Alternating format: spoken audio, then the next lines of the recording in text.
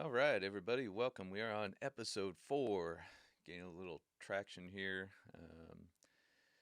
This episode, I interview Shon Thornburg.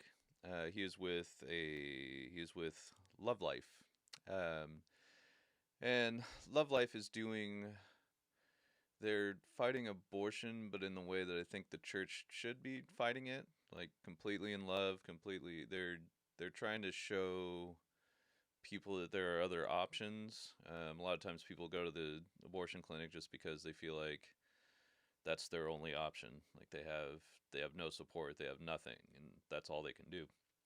So Love Life is just trying to tell them that they do have support. They have other options if they want to keep the baby, um, and direct them to a life services clinic where they can get ultrasounds and see their baby and all that kind of stuff. So pretty cool stuff. It was a great conversation. Love talking with him. Love, kind of kicking ideas around. Um, and so, yeah, it was good. Uh, you'll hear us talk a little bit about my foot injury. So I just wanted to give a shout out to my guys over at CAT that gave me this award last night. Last night was the awards ceremony for Christian Arts Theater. They did their 2 weekend run of Lion King Jr. and then they have their awards for the kids. And they don't normally give the adults awards. But what happened was, this is actually kind of funny because I actually cracked up when I saw this. So they have these foot brakes on the bigger set pieces so they don't move around when the kids are on them. So you push down on this and it sets the brake into the floor, and that way it doesn't move. Well, one of the brakes wasn't going, and so I decided to just throw my whole weight on this. Sorry, I know that's kind of gross. It's just paint though, but that's probably what it looked like. So I threw my whole weight on this lever here, and it went through my shoe and a little ways into my foot. So I have been injured for over a week now. Thought this was a really clever idea, so thank you guys. Shout out to you guys for that, and shout out to all the kids. I want to make sure this isn't about me. It's just a funny story because we talk little bit about it on this episode. But yeah, I was gimping around for a week and just still painful. I went back to work today, but it's still painful. But anyway, shout out to those kids who did Lion King Jr. I never got tired of it. It was a fantastic show. They did such a great job, and so proud of all of them. And I think that's all I have to say for this introduction. I kind of lost my train of thought towards the end of this episode, so I didn't really do I didn't ask him what he does for fun, which is what I like to end my episodes on, and I also didn't go to their website. So if you want to visit Love Life, it's lovelife.org. You can check out what they're doing and support them if you want to. Normally I would bring that up on the episode, but like I said, I just kind of lost my train of thought and didn't do it. So lovelife.org, and let's go talk to Shon.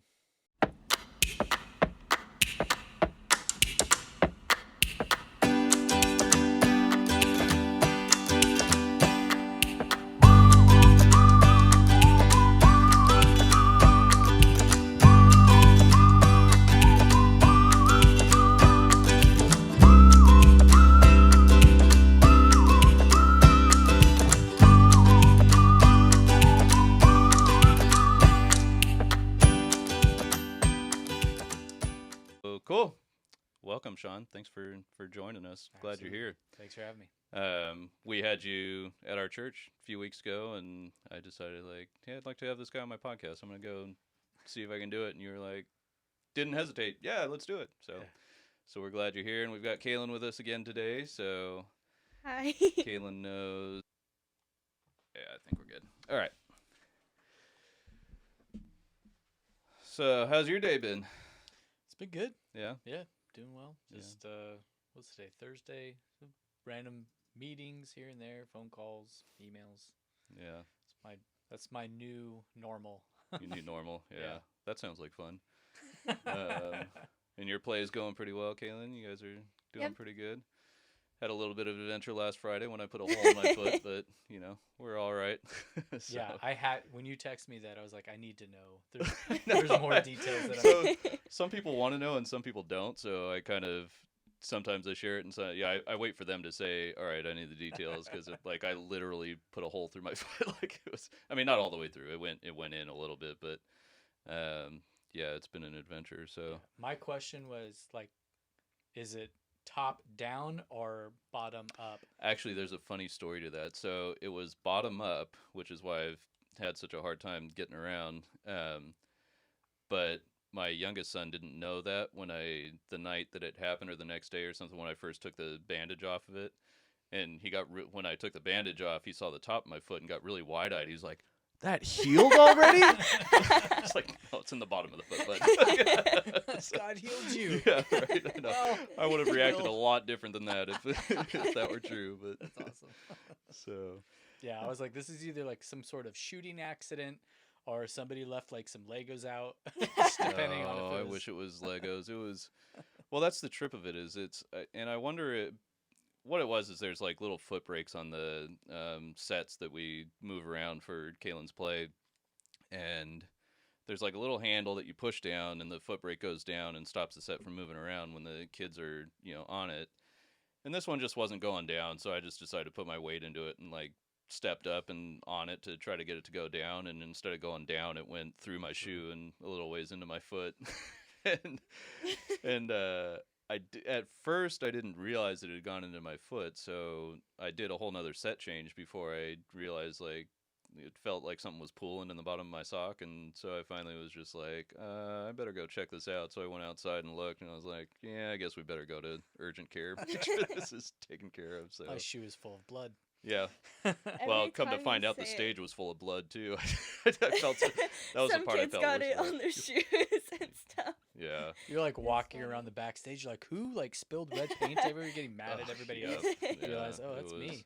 I'm sitting there in urgent care getting all these texts about like, oh, it looks like a bloodbath in here. I'm like, oh, man, me who doesn't like all the attention and is trying to keep the attention off of him, but what can you do? What can you do? So let's start with just getting to know you a little bit. Like, like I said, we go through faith, family, finance, fitness, forgiveness, and fun is the road to freedom. And I always start with the first one, end with the last one, and everything in between is just conversation starters. So, and I want to tell the audience too, because we're going to get into a bit of a topic. We're going to talk a little bit about abortion and what you guys are doing, and so this is the first time that I feel like I need to say this to my audience: is that I'm never ever going to go for a gotcha comment. Like, I'm not going to ask you a question. It's like, gotcha.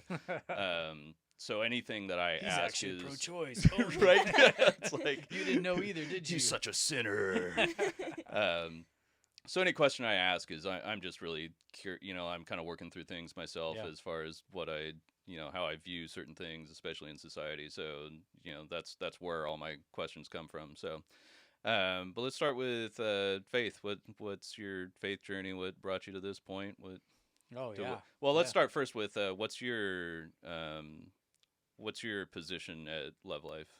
Yeah, so I'm the regional director over Southern California for Love Life. So Okay. I oversee all the expansion and growth efforts and oversight for all the different mission fields across Southern California. Okay. Mhm. Awesome. And that is not what I used to do. Yeah. This is all pretty new to me too. Yeah. But yeah. So what's that faith journey that Yeah. however far back you want to go as far as finding faith and Yeah. kind of leading So- you to here? Yeah, back in 1985. No, I'm just kidding. I won't start that far. But yeah, when I started, I grew up in a Christian family, just over here, and born and raised in the Inland Empire, San Bernardino to Riverside, and now my family lives in Corona. But yeah, I was raised in a Christian family, accepted Christ when I was 9 years old at Harvest Christian Fellowship. Greg Laurie. Mhm. I always have a joke 'cause, like, pretty much I think like most of Southern California has gone to Harvest at some point or another. Either Harvest or Calvary. Yeah, yeah, exactly. That's what the new thing is. Like, Yeah. part of them have gone to some Calvary of some kind. But yeah. So accepted Christ when I was little. Just kind of, I was homeschooled since the second grade. I always joke around. I was like, yeah, I was homeschooled, and that's where I met my wife. And everyone like, So you married to who? Yeah, It's right. like, no, yeah. I guess I need to explain more.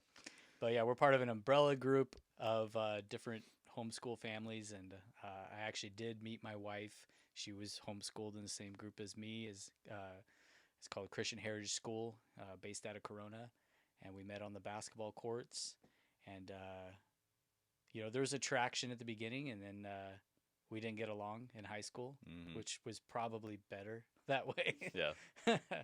And then we ended up getting married a few years after high school. But really, kind of to go back to your question, just really started taking my own walk with the Lord more serious probably when I was 18 years old, 17 into 18 years old, and just really kind of figuring out and it's kind of like, it's my prayer for my kids now too, is that the journey of me starting to make my parents' God my God, like who I was going to I was raised in all of those things, but it was like, do I want to subscribe to this personally and Right. make this about my own personal journey, my own relationship?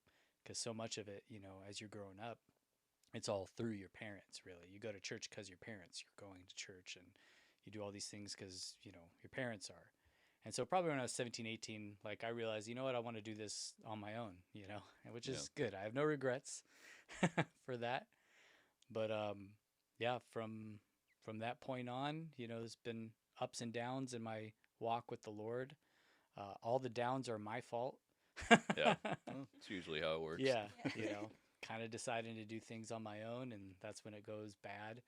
And then and every time that I've ever just relied on the Lord, I have no regrets with that. It's scary. Yeah. It can be terrifying, but it can also be really exciting too. Yeah. And He's always there. So yeah, it's kind of my journey in the Lord. And now my wife and I, we've been married for, this year is gonna be 18 years, and we have 4 kids. We have we have 3 boys and a girl. So we have a soon to be 17-year-old, soon to be 15-year-old, 9-year-old boy, and then a soon to be 4-year-old daughter. So Yeah. It's crazy when they get up to 17. Still can't believe Colin's 17. yeah, that's a trip. Yeah. It's nuts. Because you remember vividly, like you remember when you're younger and stuff and how you thought and stuff, but when you're hitting 17, you remember very vividly your own journey and thoughts and stuff like that. And it's just, and even maybe your viewpoints on your parents. Yeah. At 17. Yep. So you're like, oh, now the shoe's on the other foot. Okay. Right. So it's a weird time for me, man. I don't feel like, it just feels like an out of body experience, honestly. The hardest part for me has been like when he's gonna drive somewhere or something, and like at first I'm like, no, he shouldn't, and then I'm like, oh yeah, he's 17. He's not he's not 14 anymore. Like You still in the car? What are you doing? He can handle all this. Yeah. So that's cool. And are your kids homeschooled also? Or? Yeah, they're homeschooled. They're actually homeschooled in the same umbrella group that my wife and I were part of. Nice. So really kind of just walking in those same footsteps. We like swore to each other, my wife Jess and I, that we weren't gonna homeschool. Yeah. We're like, we're not gonna do that. There's no way. Like early on, before kids, BK days. But as California has gone its way with schools and stuff, and just realizing the benefits that she and I had, we're like, yeah, okay, we're gonna have to backpedal on that, and definitely homeschool our kids. Now we don't see ourselves not homeschooling them, It's like, did you start out homeschooling them then, or did you at some point? no, we tried our best to not homeschool. We were still gonna stubbornly keep them a part of, school group or public school. So we thought about public school, and it was just like, I don't want to get too many controversial topics in one podcast, but like the vaccine mandates and stuff, my wife was like big on that. And we're like, okay, well, what can we get away with? So charter school. We did charter school in Corona for a little while, and then we realized it's like, we're doing like 90% of the work at home anyway. Yep. So why are we doing this charter school? We're just we should just go back to our roots and homeschool. So we finally repented of that, Yeah. of our rebellion, and we went back to homeschooling. And yeah, it's been a challenge. Homeschooling is a challenge. It Yeah. really is. Oh, for sure it is. But it's rewarding. Yeah. I'm sure it will be rewarding. I'm still waiting. You'll get there. One day. Yeah, Just someday. kidding.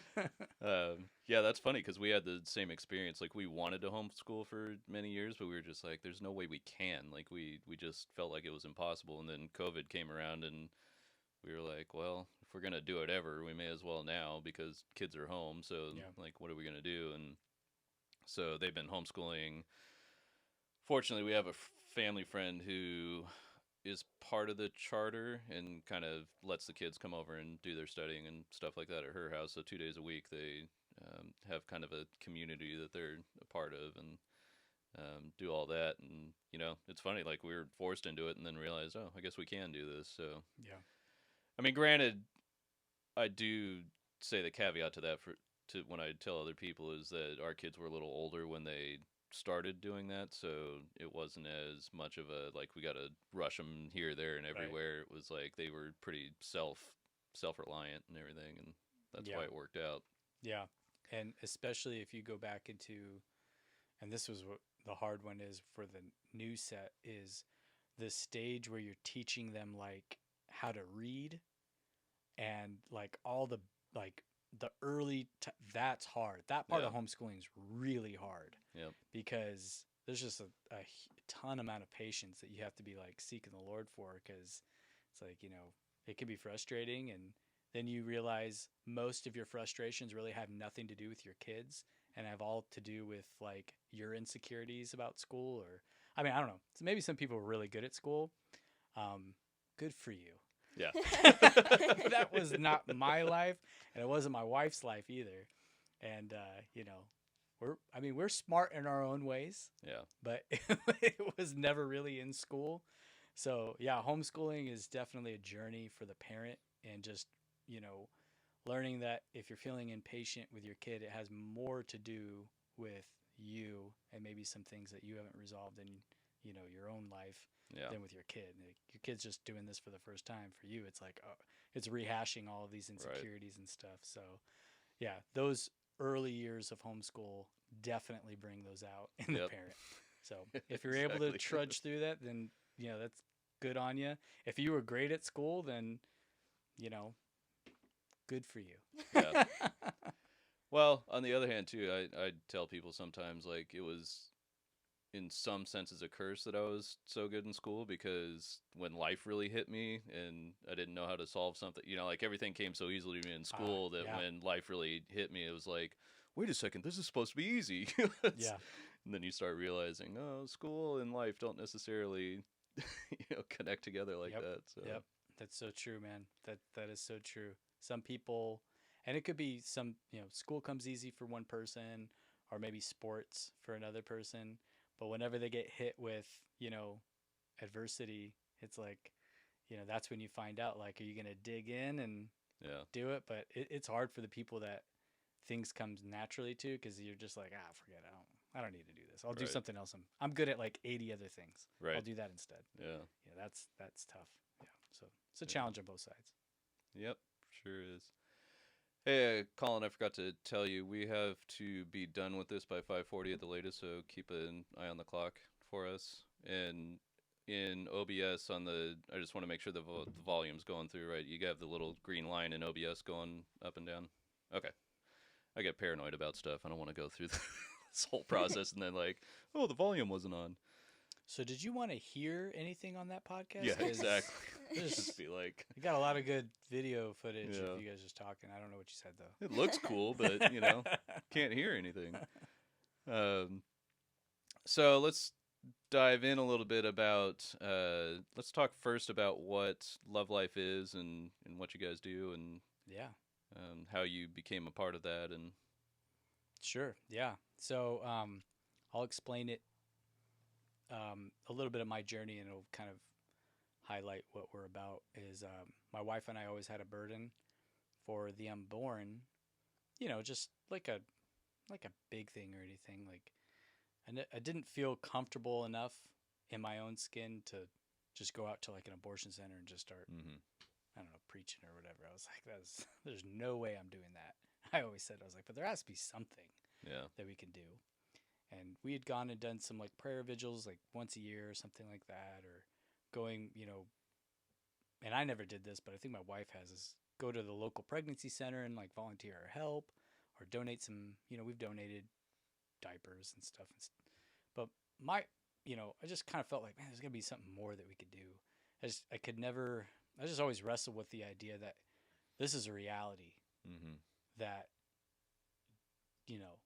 especially when I would drive past an abortion clinic and just like that reality would hit me and be like, they're actually murdering innocent kids in there legally. Yeah. It's like, and we just do life, and you drive by it and you forget about it. It's like, yeah, it just never set well with me. It's like, that's insane. Yeah. So, when we learned about Love Life, we were just like totally, just blessed by it, because it answered so many of the questions that we had, and it gave guidance to things that we could do practically as just normal Christians without it violating our conscience at the same time. Like, I wasn't going to go out and pray or speak at an abortion clinic and just be, sometimes the caricature that we have in our mind is anybody's going out to that abortion clinic, they're either crazy. Well, they're probably crazy, or they're just yelling and cussing at people, or just, or chaining themselves to a door, or calling everybody murderers, and just, you just get this caricature in your mind where it's like, man, that's not me. I'm not a street preacher. And even if you don't speak like that, or you're not being mean, I can't go out there and just preach to these people. What am I going to do? Yeah. So Love Life really just solves that. One of the ways that they solve that is, it's pretty simple. The answer is already intrinsic to our society. Like, the answer has always been there and what we can do. And that's the church. So Love Life's main goal is to unite and mobilize the church to create a culture in each community that celebrates and puts to the forefront love and life. Like, not just love, hey, we're all love each other. No, like a Christ-like, gospel-centered love. Like, what does the Bible say about what does love look like, right? Yeah. And through that culture shift that celebrates love and life, that result is going to be the end of the abortion orphan crisis. And really what it is the church stepping up and stepping out in faith, talking about it, and then doing something about, okay, well, what can we do about it? So what Love Life says is like, okay, we believe that abortion is the number one moral issue of our day, like bar none. Like, if you think about any other issue that the church can be involved in, just, whatever one pops into your head, I doubt that it could be something that involves an exact time and place, because I could give you like an address, and I can give you a timestamp of when an innocent child is going to be murdered. Mm-hmm. And tell you like, hey, it's going to be here. Like, if I were to tell you, like, for school shootings, if I were to tell you that, we live in Corona, so like there's going to be a school shooting at, Corona High. Mm-hmm. Like, it's tomorrow, Cameron. It's going to be there 9:30 a.m. or whatever, second period, whatever it is, at this spot. And like, name, place, everything is there. Like, wouldn't, even if our kids are homeschooled, right? And it's like, well, my kids aren't there. I doubt any parent or any moral person would just be like, oh man, that sucks. Yeah. Okay, cool. And go about our day. It'd be like, what? Isn't anybody doing anything? No, man, the police aren't going to be there. But like, for sure it's going to be there. Here's the post. The guy's going to be there. Like, would you do everything in your power to stop that from happening? I haven't heard that analogy before. That's a great analogy. Yeah. So the reality is that here in this city where you and I are at, where we both live, which, by the way, I live down the street from you. That's funny. Yeah. I could have walked here Really? if I wasn't so lazy. Yeah. Huh, that's funny. But the reality is that we have two places in Corona that are doing that every day that they're open, they are murdering a classroom size group of people that they're not our kids. Right. but they're kids and they don't have a voice and they don't have anyone standing up for them. And it's like, especially, I mean, just even being a good moral person, no one is like, oh my gosh, like, of course I'm going to help a hurt kid or a hurt person on the side of the road. Something happened, you pull over, like, oh my gosh, are you okay? Right. Yeah. But the reality is it's our perception here is that like, oh, that's just what they do. That's their building. Leave them alone. That's a political issue, church. So for us, it's like, okay, if this is the greatest moral issue and it's happening in our backyard, our front yard, right? What can we do about it? Like, that's a huge moral injustice. Yeah. Like the fact that you're having innocent lives murdered every day, classroom-sized people, and no one's saying anything. And when you grasp that reality, you're like, this is insane. Okay, we have to do something. What can we do? So then going back to what I was saying, the answer is already here. And it's the church. It's like, okay, well, what the church do? What do you mean? Like holding rallies, this and that? It's like Love Life's answer is pretty simple at the beginning, at least in the face of it. And it's prayer. Yeah. It's like, okay, what's the answer for the biggest moral injustice of our day should be the most powerful weapon that we can apply to it, right? Yeah. Like if this is the biggest problem, we should apply, the biggest solution. The biggest solution is going to Almighty God through the power of the Holy Spirit and just praying. Yeah. And let's see where he leads us, see what he does. Let's see the atmosphere change while we're there praying and interceding. And we've seen it where we're out there, we're praying. Sometimes there's people that don't feel comfortable to, because we do have people that hand out resources and say, hey, especially here in Corona, it's like, hey, instead of coming here, there's a pregnancy center just down Main Street called Zoe. You speak Corona Life Services. Mm-hmm. You can go there, get a free ultrasound there. They'll give you all the help you need. Sometimes you're just sharing information, right? Yeah. Right?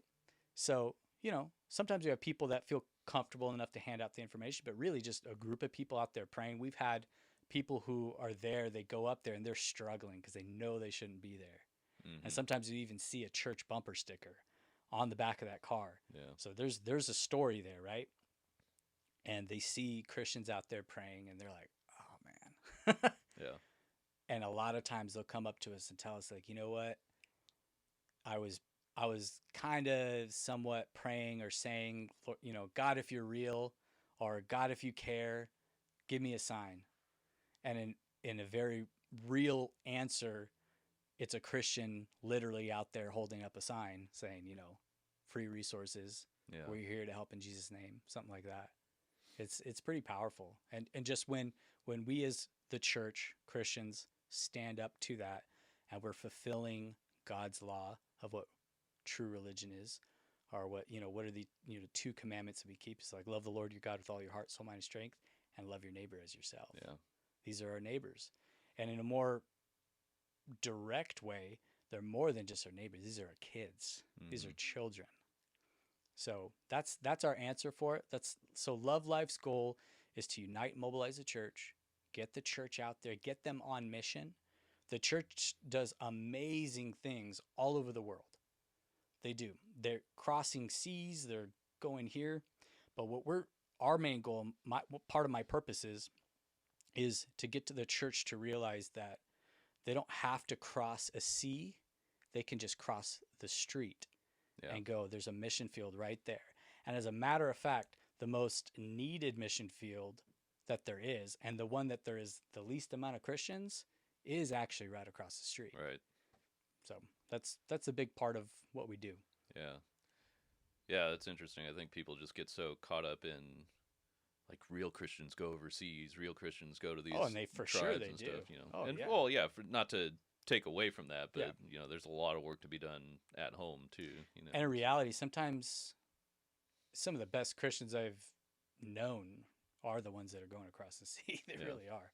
It's like I don't wake up and say, hey man, let's go to Africa or let's go to a third world country and just deal with all that stuff. And there's a lot of hardships and a lot of things that they go through. But in reality, lay Christians like us, you and me, and we have families, kids, we can just simply cross the street and go pray together.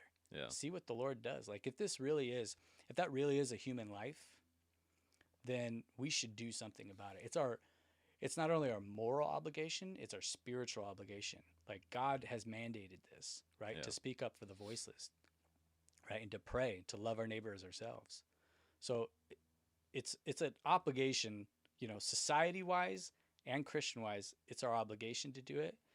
And we can do it together as a family, and we can do it through the power of prayer. And Yeah. like watch and see, like this is a moral injustice. Do we believe in the power of prayer, right? Do we really believe prayer changes things, right? That old slogan, prayer changes things. Yeah. Mm-hmm. Do you really believe that, church? And people are going to say yes to those two questions. Is that a life, Cameron? Well, yeah. Well, do you believe in the power of prayer? Well, yeah. It's like, okay, then let's put those two together and go out there and fulfill our obligations as Christians here in our community. Yeah. And I want to reiterate what you're kind of saying, like, because I think a lot of people do get that whole viewpoint of, like the Christians that go to the clinics are just like, bullhorns out, and Yep. you guys are sinners and you suck and you're, Yeah. like you're terrible and but that's not what Love Life does. Like you No. guys really are just there truly out of love and Yeah. truly out of, basically they're going to choose what they're going to choose, but you want to make sure they know they have. So on the tail end of that, I want to ask you, and you're not going to know the definite on this, just ballpark it, but what percentage of people that are going to that clinic do you think are going there just because they think there's no other option? So many of the people that we talk to, and that's hard. And I part of me is like, yeah, I definitely believe what people tell me, but the other part is like, man, don't we live in the information age? You Yeah. really didn't think there was any other option. So I think it's a mix. Yeah. I think it's a mix of people that really feel like there's no other hope. And I believe that's true. There's a statistic that I think it's like 80% of the girls that are going in there would choose to keep the baby if the dad stepped up. Right. So they do feel like this is their only option. Because a lot of them, because society says, oh, it's just a clump of cells. So it's kind of like, oh, well, it's not a big deal, I'll go. But man, in reality, if we believe the word of God, like we all know. Yeah. We all know that's a life. Right. You choose to believe a lie or not, but deep down, people know. Yeah. And sometimes, the lie has been so prevalent that, you don't see the truth anymore, and you don't hear it or feel it anymore. And, for that, we're there to help educate and just have a conversation with people, let them know they need help. But most of the people, they do feel that they're at the end of their ropes. They're told a lot of times that, hey, get rid of that pregnancy, Yeah. or you don't have a place to live. Yeah. A lot of the moms that end up choosing life, part of what Love Life does is we mentor the moms. We walk alongside the moms that choose life for the baby. A lot of times it's not their only pregnancy, Yeah. like or their only child, I should say. Like maybe they have 1, 2, 3 other kids, and it's like, man, I can't I can't do this. I have no support. And again, that's the answer for the church. The church should be the support. So what we 100%. need to be doing is we need to change the culture in our community where people feel, and right now the culture is this: I have a problem in this situation, I run to Planned Parenthood, they'll fix it Mhm. for me. Right. But we need to change that, and it's up to the church to let people know, instead of running to the abortion clinic, come here. Yeah. But again, in reality, people don't feel like they can go to the church because, again, the church doesn't talk about this. Right. So if you and I, as parents, we're raising these kids, and if there's a certain subject that we don't bring up and we don't talk about, and it's like a no-go, and they're faced with that, my teenager is faced with, whatever, Mm-hmm. and he knows, oh, dad doesn't talk about this. Neither does Yeah. mom. Like they actually get upset when we talk about this. Do you think they're going to go to us when they're faced with that difficulty? Yeah. Or are they going to go somewhere else? Well, I had expanded even to, I think adults feel the same way a lot of times. Oh, that yeah, and there's, That's the there's- point I'm making, yeah. is like, if the church doesn't talk about it, then Yeah. people don't go to us. Right. And there's another nasty statistic that says 4 out of every 10 pregnancies, 4 out of every 10 women that are pregnant and going and getting an abortion have been attending church the same month of their abortion. Yeah. It's like so 40% of the people that are going to the abortion clinic are inside our church pews. Yeah. And that's sad. And I try not to be too maybe I am too hard on the church, but you know, the last few years I've just been kind of going through this journey of like, where are we failing as a church at large? Not Right. not like my church, but you know, as a The church church. at large. Yeah. And I feel like there's a lot of taboo subjects. There's a lot of things, like you said, that we don't talk about. There's a lot of things that we, as much as we preach free grace and as much as we preach that you're forgiven, like we also kind of preach in a way that we're not. Like we still have to kind of earn it a little bit. And I wonder if, and I think that some of the reason why people are sitting in those pews and then go and do that is because they don't feel comfortable going to the pastor or I gotta stop moving my hands. I've got this thing, I don't know how to turn this off, but if I make certain motions, like the Yeah, fireworks yeah. go off. I think and I saw that everything, when I was doing like thumbs up or Yeah. something. I don't know. I haven't figured out how to turn it off I yet. thought your so. son was just messing with us, maybe. No. I just talk Good with job, my hands Dad. too much. So, so anyway, you know, I don't know if you agree. I just feel like there's a lot of, and I think possibly that there's so much attention to your own personal sin. Like we worry so much about going to heaven and about our own person. Not that it doesn't exist, but we worry so much about ourselves and our own sin that we get bogged down in all that we're not able to say, listen, I know where I'm going. I'm free. Let me help you. We're not serving others. You know, like we're not, we're so Yeah. bogged down by our own stuff that we're not serving others. Yeah. Which is kind of a weird dichotomy because it's, at least my personal experience is that when I'm focused on serving others, like I sin less anyway because I'm not focused on, 100%. you know, it's that pink elephant in the room where you're like, don't think about it. And then, you know, but if you're focused on helping others, Yep. then, No, you hit the nail on the head on what I believe is part of the big problems with the Western church is that we're so focused on ourselves, and that has gone away from, you know, if we call ourselves Christians and, you know, the term was coined, you know, saying, oh, little Christs, Yep. like you little wannabes. Yeah, we want to be. We're all called to be like Christ. Yeah. And I can't think of there is no better example than a servant leader than him. He left all the comforts of heaven to come and be a servant to his creation and to even die a sinner's death for his creation as his creation did it to him.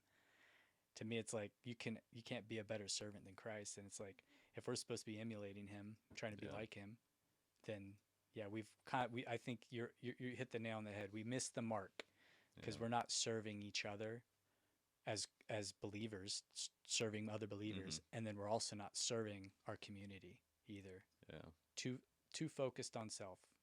Yeah. You jump in whenever you want, Kaylin. You have anything Okay. you? I mean, I was kind of just thinking about a couple Sundays ago. We're going through First Corinthians in youth. Pull that the microphone a little bit closer to you. Is that okay? Yeah. We're going through First Corinthians in youth, and I don't remember who was teaching, but he had mentioned that in Romans, I believe, Paul, we were talking about how he has this agape love, and he said that he would give up his place in heaven for the salvation of his neighbor, or like, you know what I mean? So that's kind of what I was thinking about.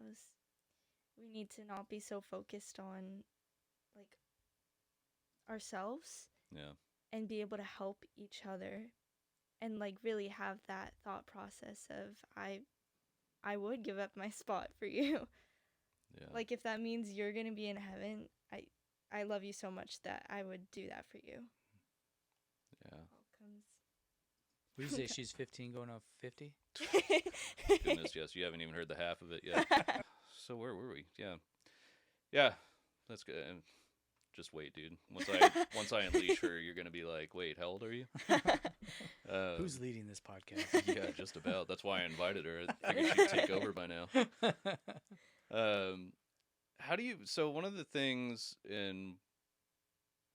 I saw a video that kind of got me thinking about it too. I've seen it a couple times. It's like this woman that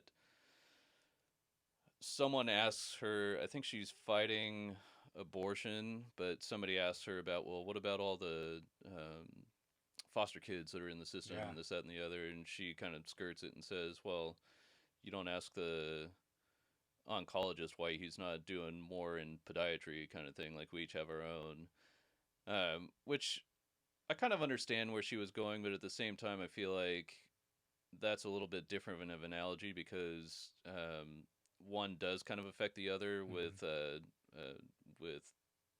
anti-abortion and having foster children in the system, kind of thing. Yeah. So what's the? I don't know what question I want to ask. I guess I'm trying to kind of see through, trying to figure out what the answer for that is. I kind of told you, and I'm going to be dangerous on this and just say it. I told you over the phone, like, I'm a little bit pro-life and pro-choice. I don't really think they're mutually exclusive, only because if you're taking away someone's choice, well, number one, if you're taking away someone's choice, then we get in this battle, and that's how we end up with like partial birth abortion, because everybody's trying to outdo each other. Like, one of us is trying to outlaw it completely, and the other one's like, and I think a lot of pro-abortion people would find that we'll be a little more giving if you weren't using it as birth control. Like, that's where we really get into just like, dude, how can you possibly it's one thing if you feel like you're stuck in a situation, but if you're just using it as birth control, like, we can do whatever we want and I'll just go down to the clinic, kind of thing. But that's a different topic that we'll get into. But how do we solve the whole, because we've got, what I think the statistic is like 500,000 foster kids out there that are, some of them are suffering at the hands of horrible people that are just trying to get paid by the government. Human trafficking can become involved. Human trafficking, which is my kind of heartstring, the thing that I'm trying to fight the most. Foster kids, so the high rate of them going and serving or going to prison, it's like a huge amount. So how do we balance the two, do you think? Is that just another matter of the church kind of stepping up and taking over for the people that are, fostering more kids and adopting more kids instead of having them go to these homes that are just atrocious? Or what do you think on that one? That's a great question. First, with that, what I never like to do is never give in to the other side's talking points. Right. So, because sometimes they're like, well, they try to get, let's take the focus off of this and focus on that instead of them addressing it. So they try to change the subject. Absolutely. Right? But again, the subject that it needs to be addressed. Yeah. It's a good, we need to address it.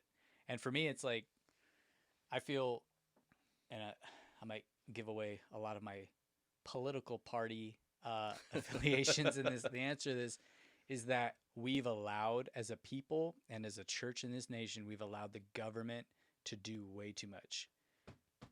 My man. Yeah. My man. That's the answer. Yeah. Yep. So a lot of this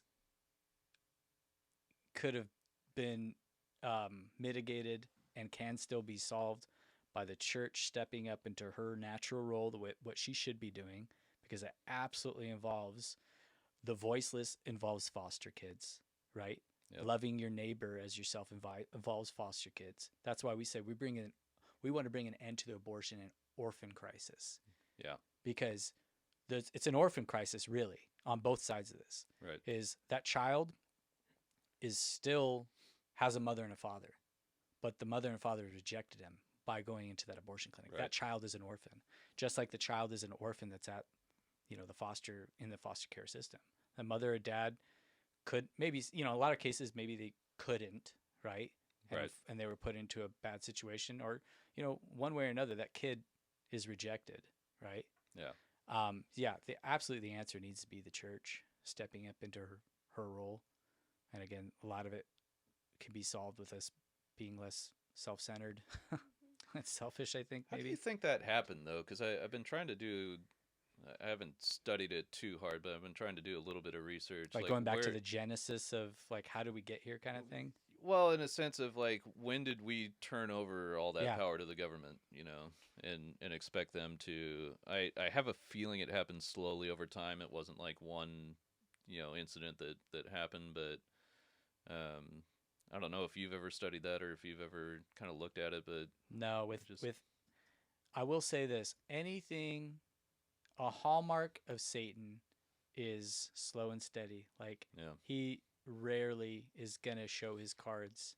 So that's why I feel the state that we're in, yeah, it's been bad leadership and stuff, but I believe Satan is completely behind the abortion issue just like he is the orphan issue. yeah, He wants nothing more than to enslave and destroy the image of God. yeah, Like I believe that. And some people are like, "Whoa, what do you mean? Like we abortion clinics," and this might get you can always dial me back, no, dude, but do whatever you want. the entire concept of abortion goes way back. Back before they called it abortion. Right. Gave it that nice pretty word, right? Because you can abort something that isn't a person, Right. right? But all of a sudden now you can abort a human being. That's again a lot of they use all these nice words like pro-choice even. Mm-hmm. Of course I'm pro-choice. Right. We all have a right, like God is.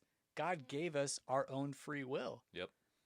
So again, using their terminology for things like, yeah, I believe in the true version of being pro-choice. Right. Sure. Like that's our God. Like he gave his choice. He gave his free will. But going back to all these things is, Satan has been doing this since, I don't know, since we have record of it. Yeah. Human Dawn of time. sacrifice. Yeah. And even the children of Israel, you read through, First, Second Kings, Chronicles, and stuff. You read about how the children of Israel were sacrificing their kids Mm-hmm. on the altar of Molech or Baal, Right. right? And the concept actually hasn't changed Yeah. either, or the reasoning behind it has not changed at all.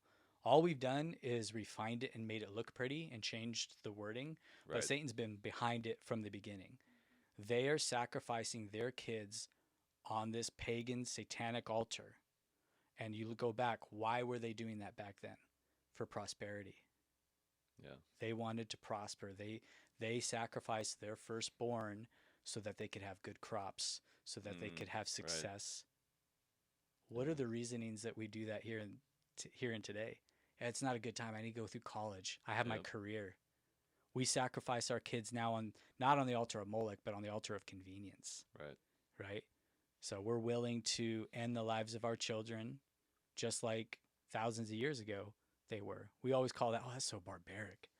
Actually, we're more of the barbarians because we don't even, at least back then they called it for what it was. Right. Now we just dress it up and stuff. But again, Satan's behind the whole thing.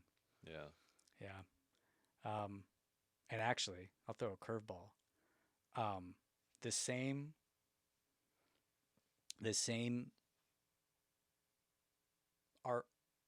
human concept or the same drive in a person that would cause them to go sacrifice their child on the altar of convenience, right? Mm-hmm. It's not convenient, comfort, right? Prosperity. Those same reasons exist in the Christian for why they don't go out and help. Because it's not comfortable. Right. Yep. This is what if I'm a businessman. I can't be seen out there. Those same reasonings that drive the non-Christian to go to the abortion clinic keep the Christian away from going to the abortion clinic. And when you boil it all down, again, it goes back down to selfishness. Yeah. Being self-centered. And again, as you said before, that's the issue with the church now is, we've lost focus instead of being servants, serving ourselves. Well, I'll be fair. It is hard to. There have been times starting this podcast when I've thought about censoring myself a little bit, and to be completely honest, there's a guy named George Janko that I listen to his podcast all the time, and that guy just doesn't censor himself at all. Like he's loud and proud about his faith and doesn't worry about he just doesn't worry about what the world's going to think with what he says as far as, so that's why I was saying, like, whatever you want to say it, like, this Yeah. is, Elon Musk style free speech, like, whatever whatever you feel, whatever you believe, let's just go for it, because I don't want to censor. I started feeling kind of convicted, like, why are you censoring yourself? Yeah. Because you want to succeed, or because you want to, this, that, or the other? I'm like, Right. That's what in each Alright. man, each woman, that's what we all Yeah. have to wrestle with. yeah, Like, who am I serving really? yeah, And it becomes just so much clearer and easier to operate as a Christian when you just remind yourself who you're going to answer to right, for what you did. yeah, And if this life really is a vapor, it's like, and one day, me by myself, I have to hold an account for everything that I did here to Him, to God Almighty, just Him and I. Yep. That is terrifying, yeah, especially if it's like I've only lived for myself, and it's like, you know what? Okay, it is inconvenient and it is uncomfortable. People might not like me, but at the end of the day, I'm trying to honor Him right, and not, trying to get other people to like me, yeah, So, yeah. And that's actually how through this process of me getting into this job, because again, I was pro-life, but I had zero, and my wife can attest, zero aspirations to get involved in ministry. yeah, I never felt called to it. I knew that I felt a burden for this, but I was fine with the place that I was at, the job that I had before. I loved it. yeah, And this whole move into this whole new arena of life, right when I'm, right about almost 40 years old, I got 4 kids, and it's like, oh man, do I really? And then the Lord just reminded me, he's like, who are you going to be accountable to at the end of the day? It's like, man. yeah, And then so that's how I coined a phrase, terraciding, because that's how it feels to. There's 2 times when you could feel terracided, is your wedding day and like going into something that the Lord is calling you into, and there's a mix between terrified and excited. Oh, gotcha. I'm a language nerd, so I'm over here trying to figure out the word. I was origins intentionally of the... keeping it from you for a little bit. Yeah, yeah. I'm So like, am I it's supposed to know terraciding. this? Am I Yeah. supposed to know what that means? No, you're not. No, it's complete gibberish. Don't feel bad. Gotcha. Yeah, but that's how I felt. Is like you feel terrified because you're like, I don't know how to do any of this. I'm inadequate. I can't. Da, da, da, da, da. God's like, yeah, I know. I got it. Yeah, look who But I chose in the Bible. Yeah, exactly. The donkey. Yeah. He spoke through a donkey. Sean, it's okay. Yeah. It's like, okay, I'll be that for the Lord. But then he's like, I got you. I'm gonna do something, and that's when the exciting part is like, oh, what? And they're like, oh, you'll see. Yeah. Sure, you don't want to tell me a little bit? No. That's where the faith comes in. Yeah. Yeah. That's the hardest part of the whole The thing. eye roll. That's... Ah, I Well, wish you'd tell me. Because like I'm right in the mud of that right now. Oh, really? Of like that in between of what you're supposed to do, but you don't know how it's going to come about, kind of thing. Like with me, it's the human trafficking is kind of like my biggest thing that I want to have an impact on, and I'm just stuck with this like. And I've kind of come to the acceptance and had to share a little bit too that we're just not gonna. I was talking to Corey Nichols from Destiny Rescue about this, where the reality is we're probably not going to solve this in my lifetime, and that's hard to admit. But it's just like I still have some of that youthful vigor in me of like, let's go end this now, But man, human trafficking is definitely one where you can't just run into that. Yeah. Like when I was learning more about that, and the fact that the cartel is running so much of that stuff and has their hand in it here in the United States, I'm like, what? Like, it's some mind-blowing stuff, man. That is a messy thing to try to solve. Well, and that's what really got me into it was... What was that ministry that you... Destiny Rescue. What is that? They are in Southeast Asia, Africa, and South America, and they do... no, I have heard of them. Yeah, they basically rescue women and children, men too, if they have to. It's just not as common.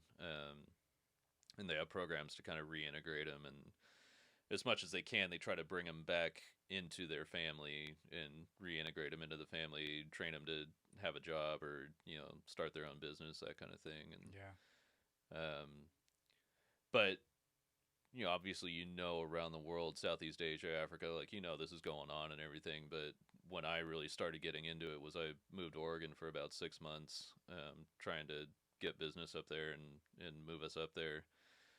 And I met some people that were, fighting trafficking and everything, and found out that it's right here in our backyard. Like the I-5 corridor is like a huge, and Southern Oregon, Northern California is a huge hotspot for human trafficking. Mind blowing, isn't it? It's crazy. I was just like, are you kidding me? This much Yeah. of it is happening right in my backyard? Yeah. Like, we're the United States. That's not supposed to happen. Yeah. So that's what kind of got the fire under my butt. we're was just supplying like, it. Yeah.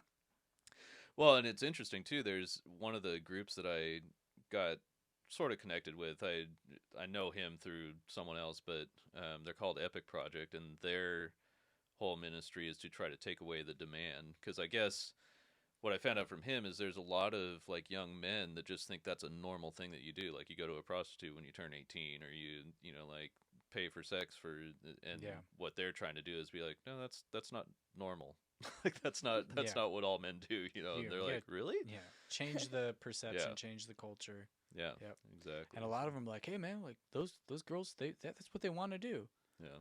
I've like heard that from people. Like, yeah, Mhm. man, that's their job. They want to do that. I'm like, no, Yeah. no, they do not. And without even knowing the details, it's like, no one does that willingly, man. Yeah. No. I think some more than others, but I heard what podcast was I was listening to? I think I was listening like one of the comedy podcasts that I listen to sometimes, and they had a porn star on there, and she said, "Yeah, like the whole point is to buy your way out of it.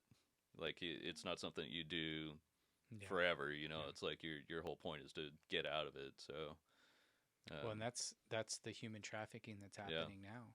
I mean, even exactly. down to, I mean, sometimes you see those people selling roses on the side of the street. You think, oh, okay, cool. No, man, they're trying to pay their coyote off. Really, Yeah. I didn't realize And that. not in every setting, Right. right? And even the non-sex massage parlors, like you have people working in there trying to pay off their debt for getting into this nation, and they're getting paid a minute. So it's not just sex, Mm-hmm. but it's slavery. Right. They're technically getting paid, but they're getting paid an amount that is not enough to be able to buy their way out Right. ever. Right. They have to pay to live somewhere, pay for food, and they're only getting paid enough money to barely make the ends meet for that. Right. Never enough to. It's not the American dream. They're sold on it, like, oh, you can go live in America and work your way up. No, it's the perverted, satanic version of the American dream of like, hey, let your hard work pay for itself. Capitalism, in when it's done right, like, hey, you can be anything. Right. You can work for it. And so they're sold on that, and they come over here, and then they're said, hey, listen, you're going to do this, and if you don't, that's fine, but we know where your family lives. Yeah. And we know where you used to live. We know, here are your family members' names. Here's their jobs. That's what they do. Yeah. Have you heard of human trafficking website, millionkids.org?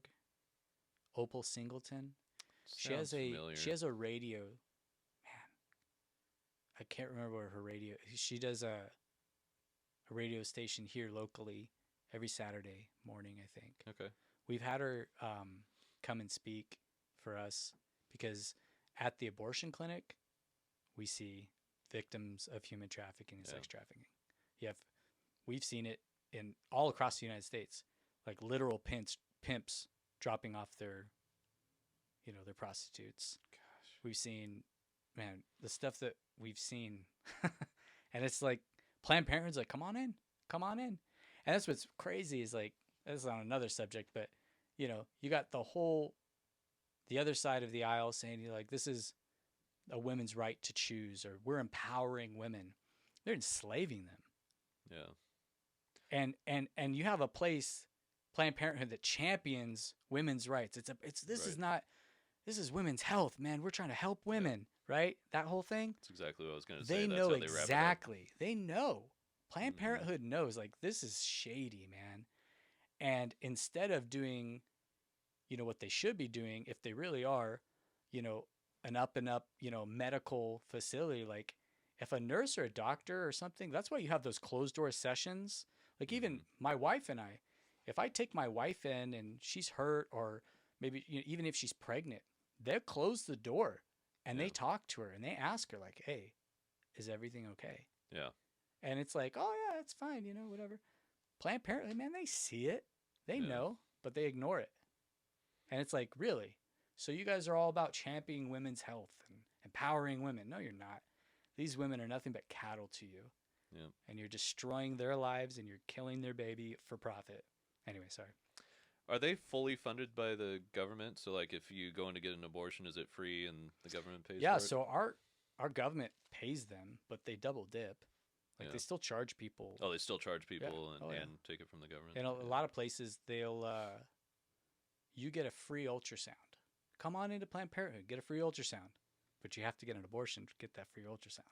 Oh, jeez. Really? If you just want to go in and get an ultrasound to see your baby, yeah, cough it up. Yeah. $200-300. You got to pay for it. But you sign up for this abortion, all we're going to do is end your pregnancy. That's what Yeah. they say. Well, we're just going to terminate the pregnancy. Again, the words and the redefinition of phrases and words is Satan, and I'll say it, the left. I'll Yeah. say it. I'll be political. The left is famous for that. They Yeah. redefine words and all kinds of stuff, and they've been doing that with Planned Parenthood's been doing that forever. Yeah, that's crazy. Have you done any research? So one of the things that I know they make profit off is stem cells, fetal stem cells. But I remember reading or hearing at one point that there actually hasn't been any success with fetal stem cells, but adult stem cells are actually where the success is. Am I accurate in that? Is I that don't know about that, okay? honestly.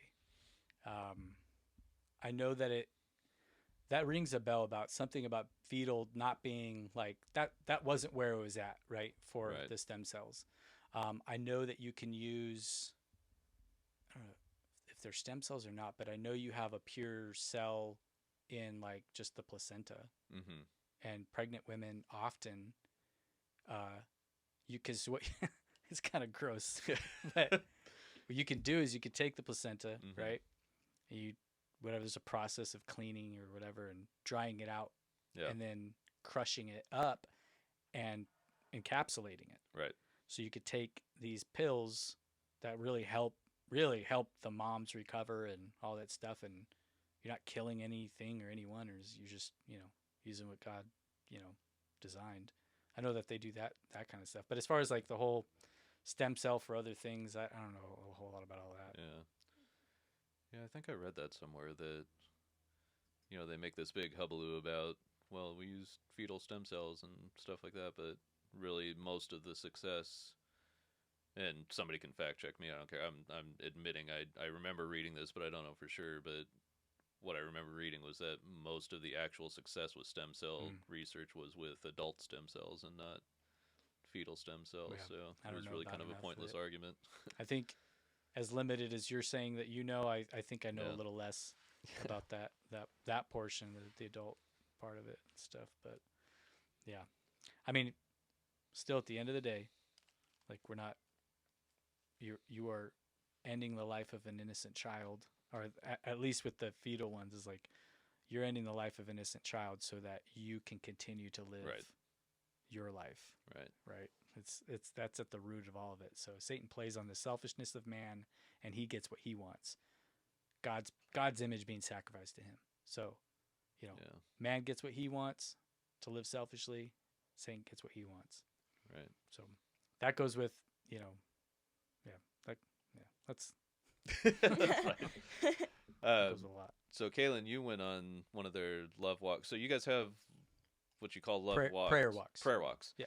And you do that every weekend starting a few weeks ago. You do it for how many weekends? 40 weeks. weekends. Yeah. And you go to a different clinic each week, or it's So- a different church each week? Yes, Okay. different church. So Okay.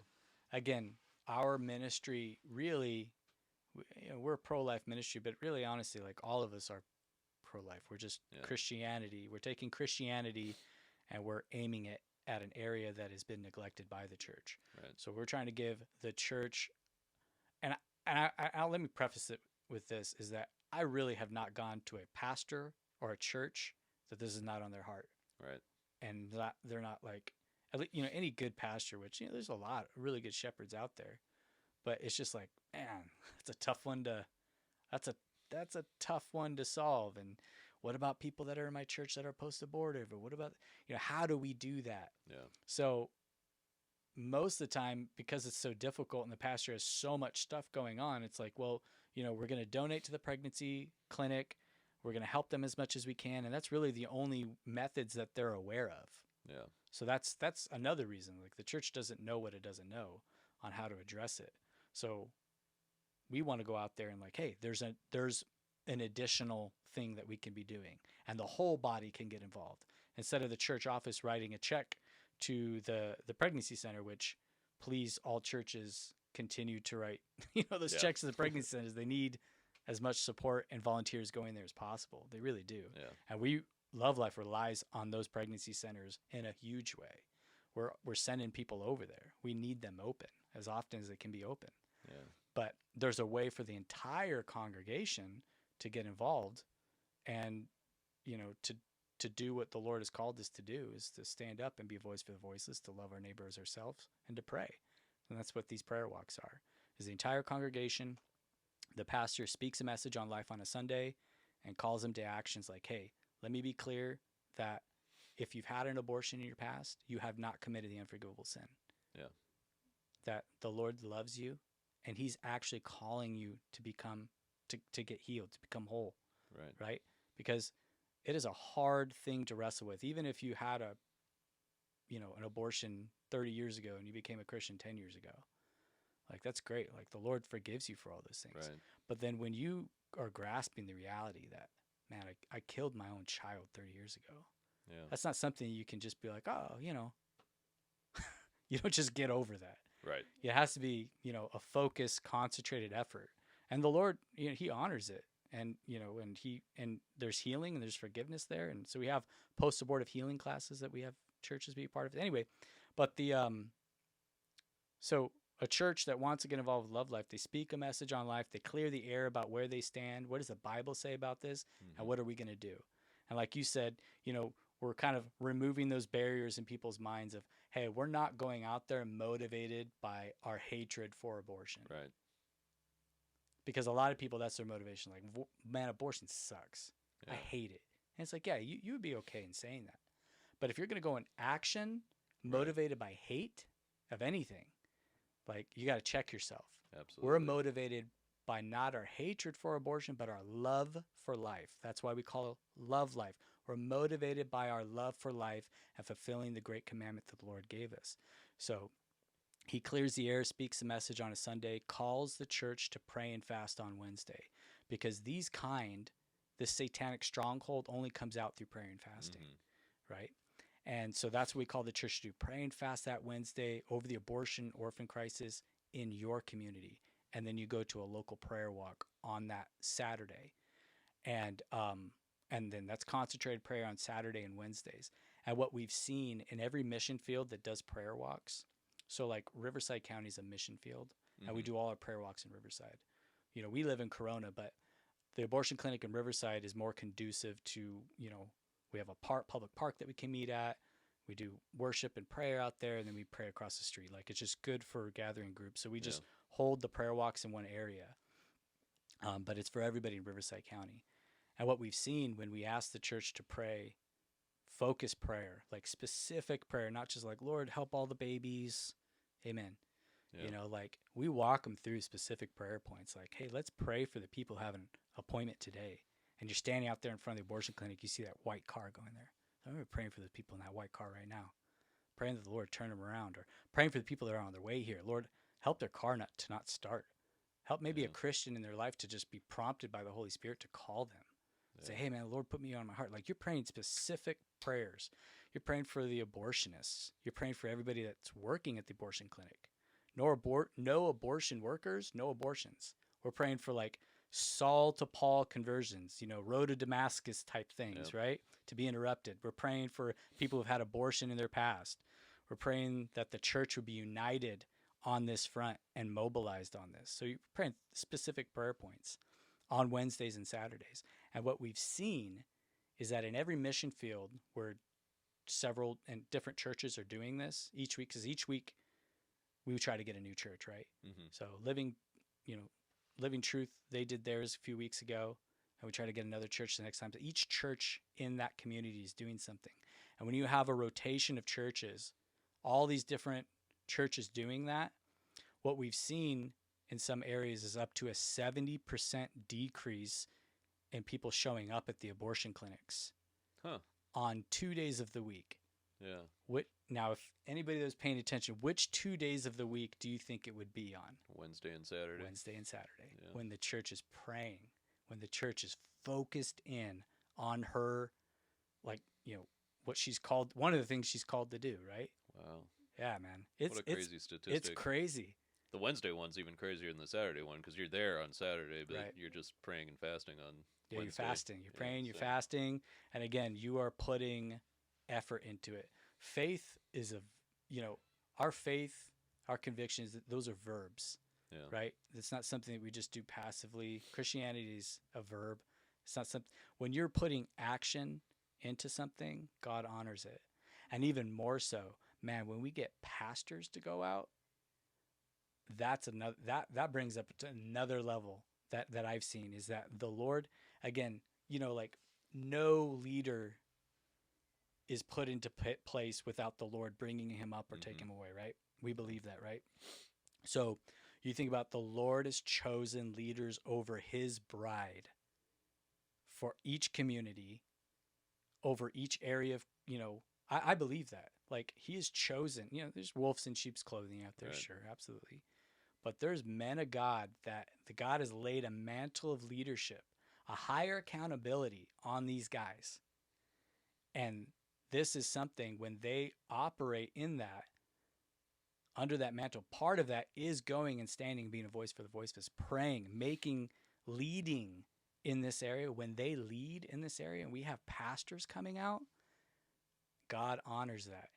Yeah. And we see significant fruit from it. And we see, because it's a spiritual battle, it breaks up the spiritual realm. Whatever's happening, I don't claim to see any of it, but I definitely know, and you can feel, and you can even see the results of a spiritual battle happening, and you can actually see the manifestation happen physically when people say, like, I couldn't do it, or like one girl, like, she had a panic attack. She was walking in there, she started freaking out. Mm-hmm. And then she came back out to us. She's like, I don't know what happened. I physically couldn't walk in there. My Yeah. body wouldn't let me. It's like, yeah, we're kind of praying that, Yeah. but the church is there. They're praying and they're there to help. So yeah, it's pretty powerful stuff. Yeah. And it's not, what everybody thinks it is, yelling and waving signs. It's just praying. Yeah. You don't have all the like signs of aborted babies sitting over there. No, a lot of pro-life organizations, we call them victim image signs, Mm-hmm. and they can be very useful, especially Yeah, for somebody who's on the fence about stuff, or I don't know, it's just a clump of cells, and they're like, you see like a severed hand, Right. and you're like, oh my gosh, it's rough to see. Love Life doesn't use those, more so because we're trying to build a relationship Right. with someone. And if we really want someone to trust us enough, because we believe that statistic about most women will choose life if somebody in their life will walk alongside them. If we're trying to build that trust with them immediately when they first see us, we don't lead in with that. Yeah. But if they ask us questions later on when we're talking about it, we ask them, hey, do you want to see what it looks like? Yeah. Well, but that's later on. If we're starting out from more so like Romans 2 says, it's the goodness of God that draws a man to repentance. The act of abortion requires repentance. You need to, repent and leave that. So we're trying everything we can to show them the goodness of God, the things that we can offer that help them, the things that they need to draw them to repentance. And then once they come out to us and we have a conversation with them, and again, not full of condemnation, but, motivated by love, not motivated by hate. Right. And then when that conversation develops, sometimes they're like, well, I don't know. I was always told there's a clump of cells. And then you can have that conversation Right. with them. It's like, hey, do you want to see what it looks like? And with them, saying, yeah, okay, I'll see it. Then we can show them. But yeah, we don't lead in with any of those signs. Yeah.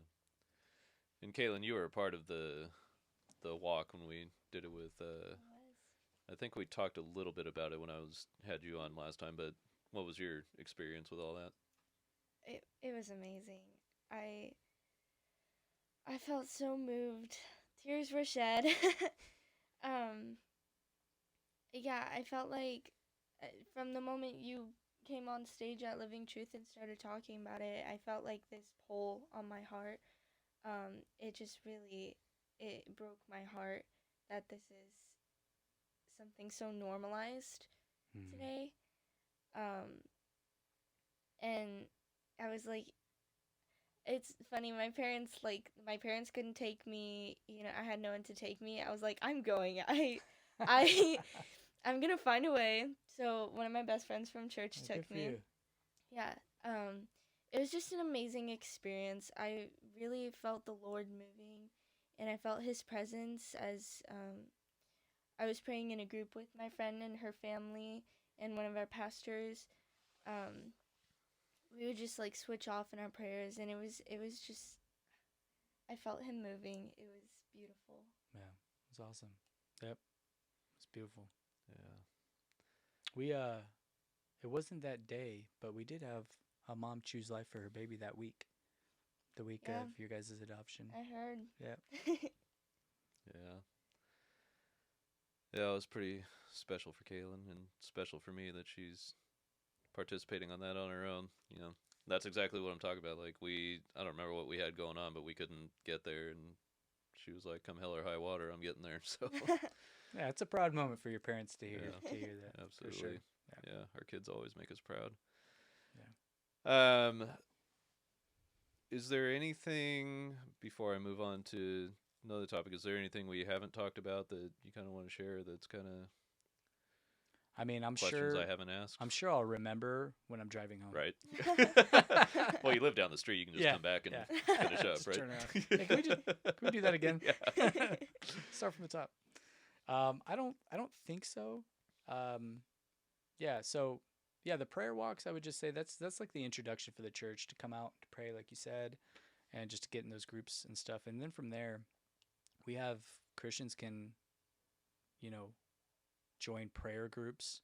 You can pray for specific. Again, we're definitely a ministry of prayer. People are like, oh, pro-life ministry. It's like our main thing is like, and everything is prayer. Yeah. Because that's where the power is at, through His Spirit. But people can join prayer groups and pray for specific prayers.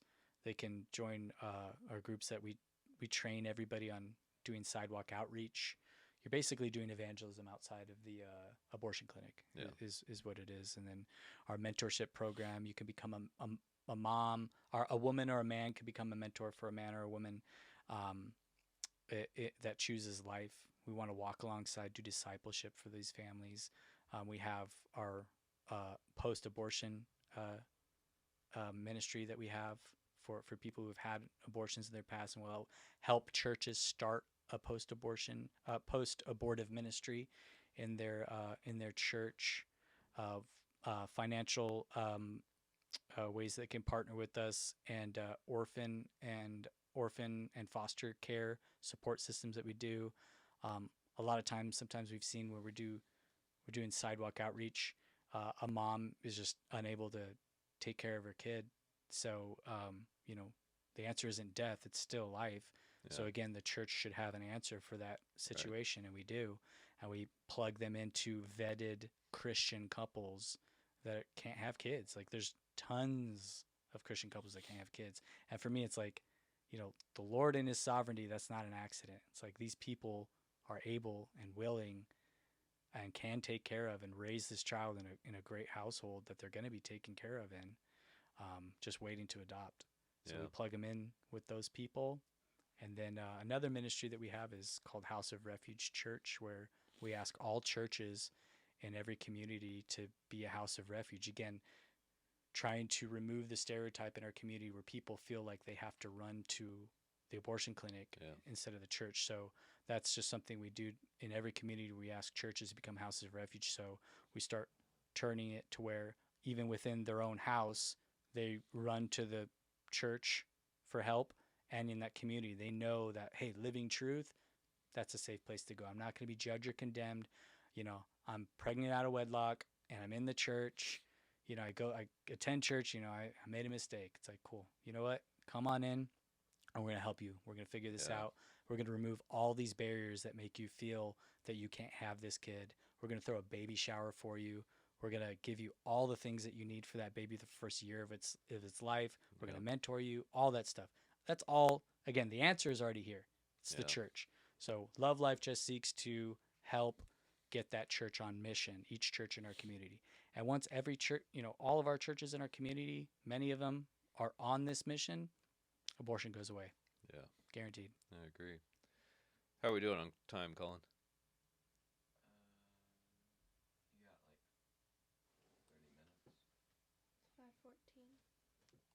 Oh, it's I've been only ta- 5:14. I have been talking a lot, so. No, that's okay. I just want to make sure I get you out of here on time. No, we'll be all right. Good, because I got a lot I want to talk about.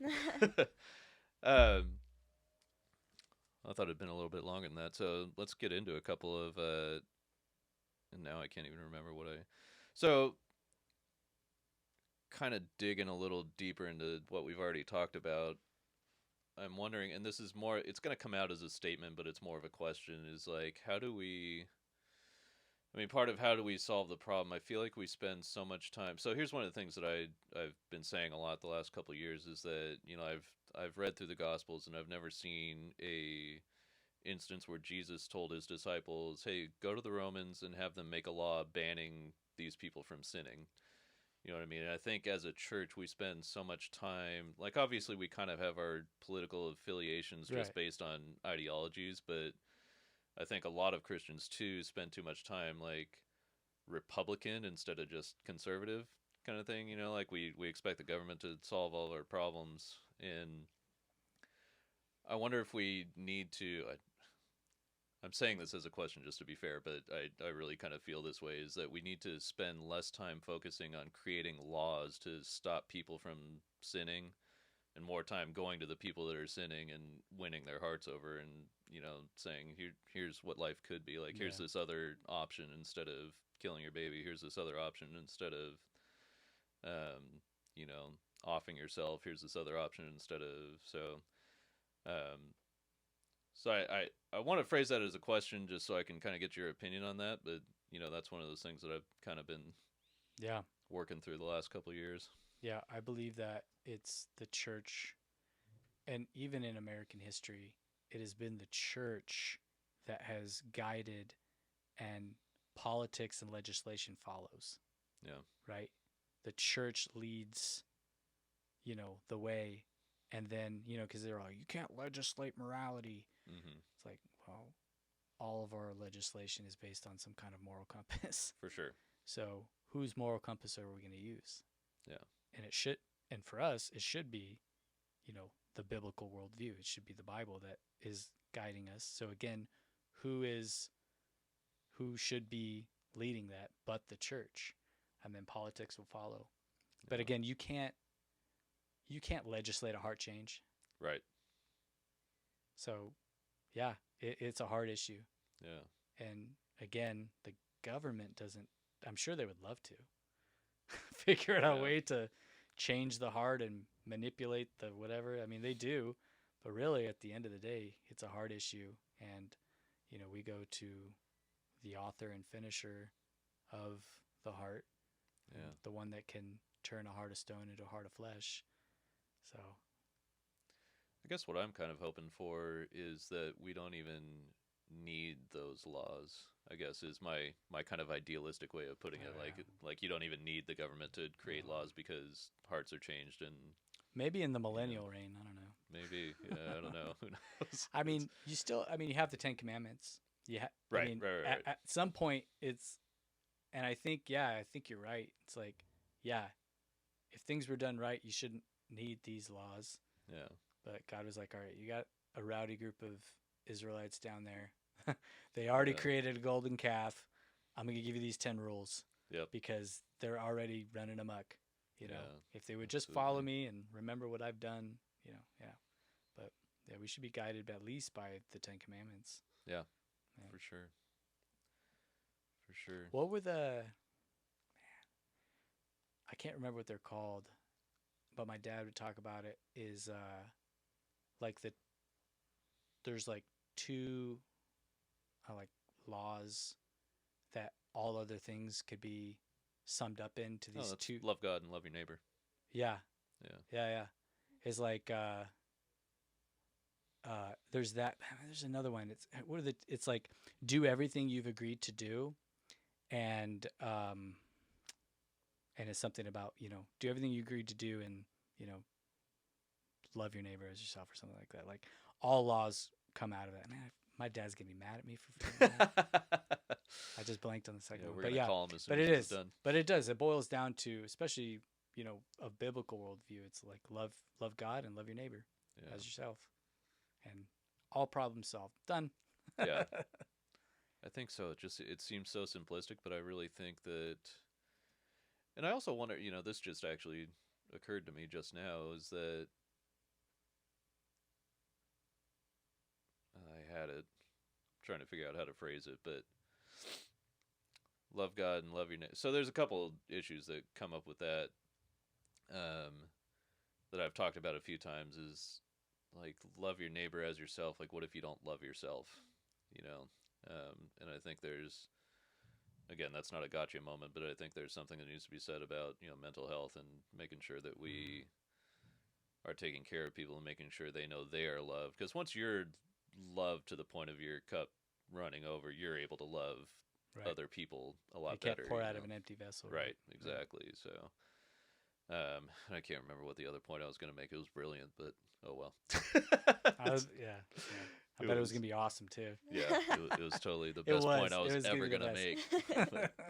I'm sure That's I'll what I come would up say, with it too. at some point. And I think that's why it's in the order that it is if loving God, part of loving God is, it is him loving you, Right, right?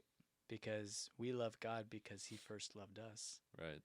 So if you do that first, then those other things of self-hatred and other issues, they go away because you know where you stand, you know Yeah. where your value comes from, and he's shown you that value.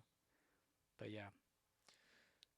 And I think this is the point you're making, but to take a little bit further, you really have to accept that love and know that,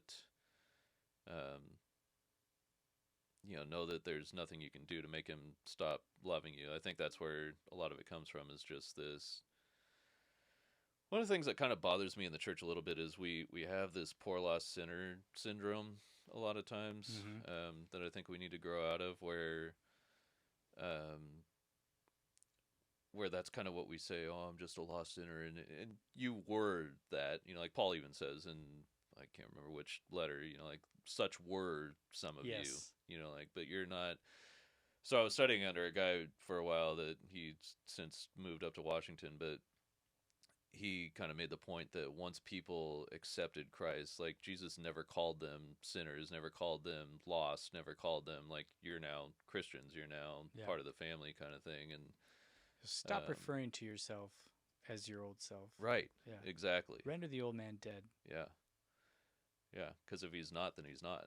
Like if you are truly lost, then you need to find Jesus. It's not, and I know the one that drives me the most crazy is some pastors will say that just to try to relate to the congregation. They'll be like, "Oh, I'm the chief of sinners." I'm like, that's like a alcoholic trying to teach me how not to, how to Let me stop teach drinking. you a thing or it's two about not drinking. Yeah, exactly. If you're the chief of sinners, why am I listening to you? It's like, okay, I Yeah. understand that you sin, but like, let's Yeah. not take it to the extreme. Sinners just so you saved can, by grace. yeah, right? I mean, we're saints that sin. We're not Yeah. sinners. I've heard other pastors that kind of, I feel like I'm talking too much now, but who've said it this way, where like, what do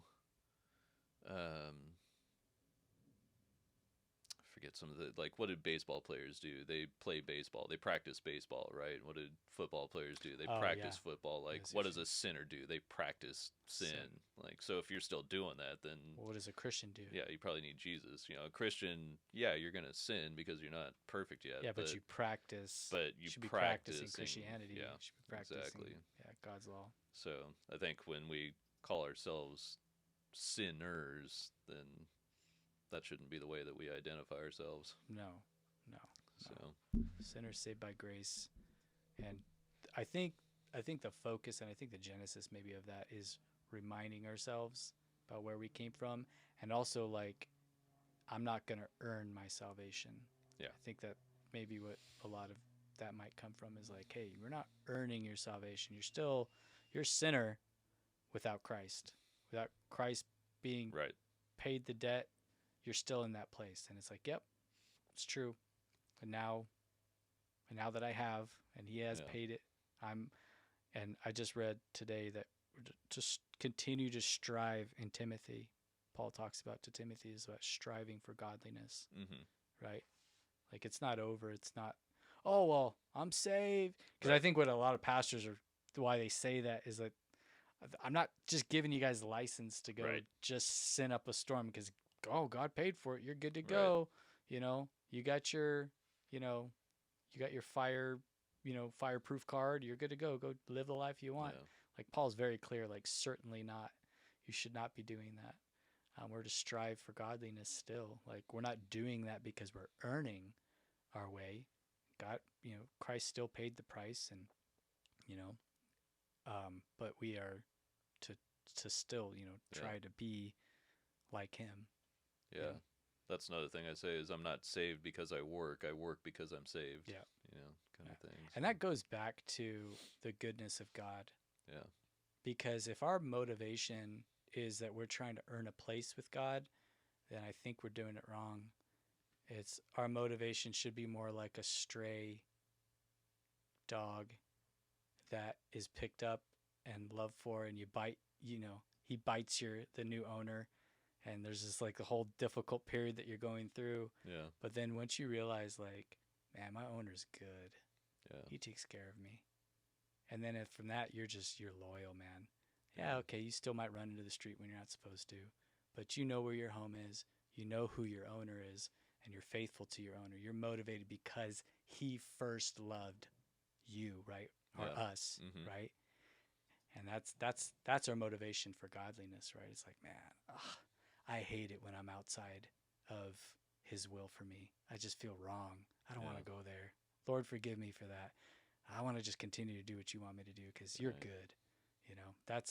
I think that's the right motivation of Christianity. Yeah. And I think you also have to reach a point where when you do mess up, you're able to move past it. Like not right away, but you're able to forgive yourself and kind of there's past confession it, and it's like, repentance, right? And there's confession But and a lot of repentance. people like to live in that, oh crap, I messed up, and I am a sinner, I'm a sinner, I'm still a you sinner. live too much in Good Friday and not enough in Easter Sunday kind of thing, It's, Yeah. So You got to live in the resurrection, man. right, Like, He's dead. Like, the old man's dead. right, Like, we're like the whole, baptism, it's like the old man is dead, newness of life, you're risen with Christ now. You're a new creation, what does it say? Being transformed by the renewing of your mind. Like, we're in that transformative process. The Lord has done the work, right. and He is continuing to, do that transformation in our lives. But everything's been bought and paid for. Yeah. And positionally, I've been sanctified Right. with Christ. Like, what is it? God sees Christ when He sees us, right? Because Right. He has positionally paid that price. But that doesn't, again, give us license to just go and live in the old self. And that's what a lot of Paul's letters are about. It's like, man, no, you cannot do that. Yeah. What are you doing having relations with your stepmom? What's wrong with you? Like, I know. it's just Yeah. like, it's, Well, yeah, Those it's guys were it's goofy, that man. the license to just go and sin, yeah. or it's the other side of it in going back to the old, religion, the old Right. ways. We gotta, circumcision on the 8th day, and we gotta do this, and we gotta practice these feasts and do that. It's like you're missing the point. Yeah. Both sides, you're missing the point. Right. Yeah. Yeah. You have anything else? Any questions? Anything else you want to talk about? We're not supposed to take advantage of His grace. That's just another way of saying, like, everything you guys were saying, that it's not there for us to take advantage of it and to be like, it's just one time. I can do it. He's going to forgive me anyway. Yeah. It's there so that when you do it, like, you are forgiven, but you don't go into it with the mindset of, like, it's fine. He's going to forgive me. Right. I can do this one time. Yeah. 100%. Well, it looks like we're coming up on time, so I think we'll kind of wrap this up. And I think I just want to reiterate, what we've already talked about, and just say that, like, our motivation is purely love. And I know there's going to be comments on this video, and there's going to be people pushing back against that. And I don't care, whatever. Like, we know what we're about, and we're not those Westboro Christians that are out there, telling you that God hates you and that kind of thing. We really are motivated by yeah, it really truly is. So if you see us out there, if you see Love Life out there, we're there to help. Like, everything that we've talked about today is really, it's not so that we can enslave you or have power over you or anything like that. It's just really, that was the purpose of the church, is to take care of people, to take care of the orphan and the widow. I mean, Paul even says that's true religion, is taking care of the widow and the orphan, and we've kind of sold that responsibility to the government a lot. Not that I want to be careful and not make people think I think they're, well, maybe I do kind of, but I don't think that there should be no government, because you're kind of... We're not anarchists. Yeah, we're not anarchists. We just want the government to have its rightful place and the church to have its rightful place. Yeah. More so what I'm concerned with is the church operating under her rightful place, for sure. Exactly. I have my political opinions on where the government should start Right, and all that right. stuff. But at the end of the day, honestly, the church should be fulfilling her role. And all we're motivated by as Christians is to, to share the love of God, that, there's hope in the gospel, to share the gospel. That is the true hope, is the gospel. So we should be at these clinics not to judge or condemn, but share the hope of the gospel and the help of the local church. Right. Yeah. And that help is more important than any words we can say. That gets into the whole preach the gospel at all times and use words when you have to. I love that saying. Yeah, me too. So, well, Shon, thank you so much for being willing to come on. Thank you Absolutely. so much. Anytime, man. I This is really great. kind of shot my shot to get you on here, and you were so willing to do it, and I really appreciate it. And now that we know you live around the corner, you're always welcome, man. If there's anything you want to talk about or Sure. advertise or anything, you're welcome to come on, and we'll put you on the podcast. Sounds great. Yeah. Thank we'll you for that. talk Thank it you out. so much for opening your home to me. Thanks for sitting and listening to the two old guys talk. Share your wisdom when we allowed you to. I don't think she said anything. Like, everything was great. Yeah. Like, we should just let her talk. I try. She doesn't force her way into the conversation. That's Which, again, hallmark of wisdom. Yeah, yeah, absolutely. So we'll get her there. She'll probably be on with me a few times, and Cool. then we can Yeah, get her I'm to the happy point to where come she feels comfortable. anytime. Yeah. Sounds good. Well, hope you guys enjoyed this, and we will see you in our next episode. Have a good day, guys.